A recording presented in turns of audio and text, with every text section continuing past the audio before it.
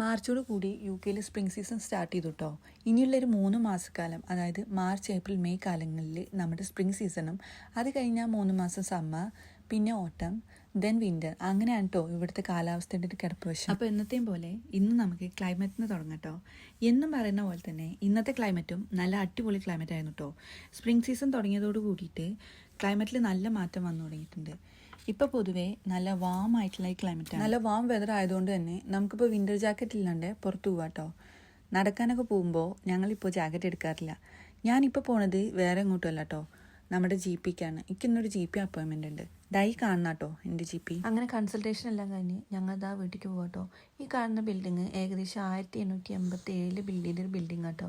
കുറച്ച് കഴിഞ്ഞപ്പോഴേക്കും ക്ലൈമറ്റിൽ വല്ലാത്തൊരു ചേഞ്ച് വന്നു. ക്ലൗഡി ആയി, അതിൻ്റെ ഒപ്പം തന്നെ നല്ല തണുപ്പും തുടങ്ങിട്ടോ. ഈ രാജ്യത്ത് ഏറ്റവും വിശ്വസിക്കാൻ പറ്റാത്തൊരു കാര്യമാണ് കേട്ടോ വെതർ. ഇവിടെ വെതർ പെട്ടെന്ന് മാറി വരും കേട്ടോ. ഇപ്പോൾ വെയിലാണെങ്കിൽ കുറച്ച് കഴിഞ്ഞാൽ പിന്നെ മഴയാവും. അങ്ങനെയൊക്കെ കേട്ടോ. ഞാൻ പറഞ്ഞതുപോലെ തന്നെ സ്പ്രിങ് ആയതോടുകൂടി എല്ലാത്തിലും പൂക്കൾ വിരിഞ്ഞു തുടങ്ങി. ഈ മരത്തിലും പൂക്കളൊക്കെ വിരിഞ്ഞു തുടങ്ങിട്ടോ. ഇനി കുറച്ച് കഴിയുമ്പോഴേക്കും ഈ ഇലയൊന്നും കാണാണ്ട് ഫുള്ള് പൂക്കളാവും. ഇനി വീട്ടിൽ ചെന്ന് ഒരു ചായയും കുടിച്ച് ഇന്നത്തെ കലാപരിപാടികൾ അവസാനിപ്പിക്കാം കേട്ടോ. അപ്പോൾ ശരി, കാണാം കേട്ടോ.